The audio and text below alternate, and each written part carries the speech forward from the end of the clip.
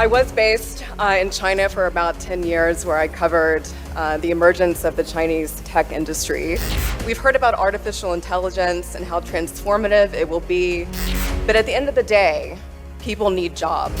And when you hear about any type of really disruptive technology, people are usually afraid of what it's going to mean for their jobs and what it's going to mean for the future. As we've heard, we should not be afraid about artificial intelligence. What is the media's role in popularizing the technologies and the development in technologies? I feel like as a journalist, I've covered technology for years. I covered technology starting back early in my career, focusing on green technology and climate solutions way back in 2007 for more mainstream media like CNN. And then I moved to China and continued covering technology. But I feel like there are journalists who are afraid to kind of touch science or touch technology because it seems too complicated or it seems hard to explain to the general public. But I personally love reporting on technology because trying to understand it and to explain it to not only the public but also policymakers is what really has an impact on seeing how it can be adopted and how it can possibly solve some of the world's biggest problems. So I feel like the media could do a better job reporting on technology and explaining it beyond sort of niche publications that are focused on,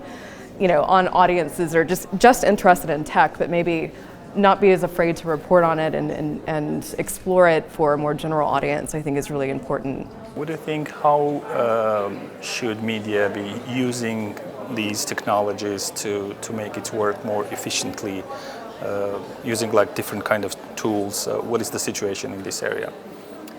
I mean, the media industry has gone through major paradigm shifts over the last 20 years or so, with the development of the internet, with social media, with the challenges in trying to figure out how to make money, generate revenue, because there's so much free content online. So you've seen a lot of media consolidation, media agencies that are struggling to survive. In the United States, for example, we're dealing with a lot of newspapers, small newspapers that are closing down, and during the pandemic we've had a lot more media consolidation. So I feel like it's still a big question. Some media agencies are doing better than others when it comes to using technology and the internet to function and to operate, but really fundamentally with the media still today, it's really finding a business model that works and competing against so many different voices out there.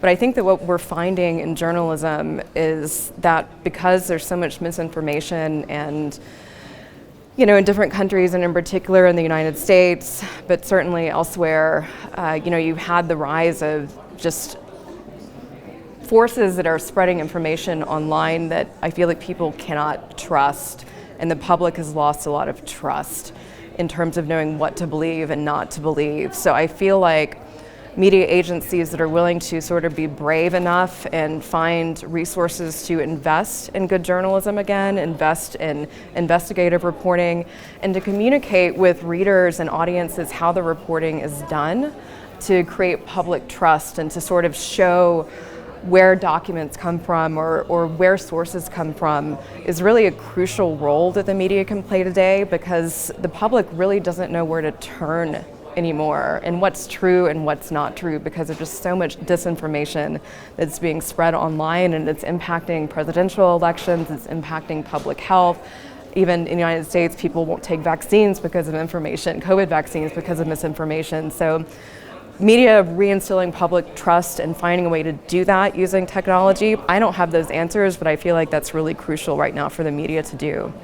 Does technology development kind of hinder the classical sense of journalism when it comes to finding different sources? Because everyone is becoming a journalist, like citizen journalism, so I can publish something on Facebook. So how is media coping with these challenges in terms of preserving the classical sense of journalism?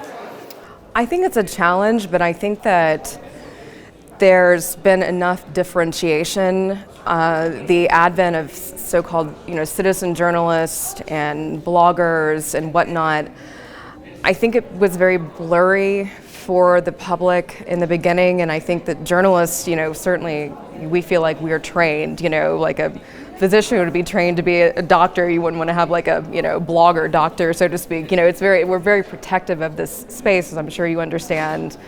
But I feel like the issue now appears to be just very skilled actors that are very skilled at replicating news sources that look real. I feel like the public in and of itself, in at least some countries, can differentiate, journalism from bloggers. Opinion versus sort of objectivity has always been a challenge, I feel like, for the media and media literacy and educating the public, what an opinion piece is versus more objective journalism.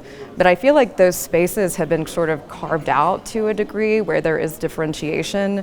So classical journalism in and of itself is sort of still thriving and existing. I feel like there needs to be more effort for journalists to verify sources, because it's just, we're looking at artificial intelligence here at this conference, and artificial intelligence, we're hearing, is going to be capable or is capable of producing like images now, photographs, text, whatever. So this is going to be really interesting, and maybe the next frontier is, I was actually thinking about this, how is journalism going to cope with AI generated material and verifying that it's real or not? There's software out there to, I think, verify like the authenticity of photographs to an extent and make sure that they are real, because we've already had issues in the media with doctored photographs that have been published and caused major issues, even like geopolitical issues. I think there was something CNN published at one point, I could be wrong, or a major American network about China that was incorrect, and it caused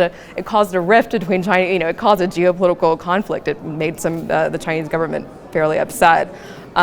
So this is going to be interesting. I think AI material that's produced and how journalism is going to cope with that, I don't think we have the answers to that yet. I feel like the blogger space is different.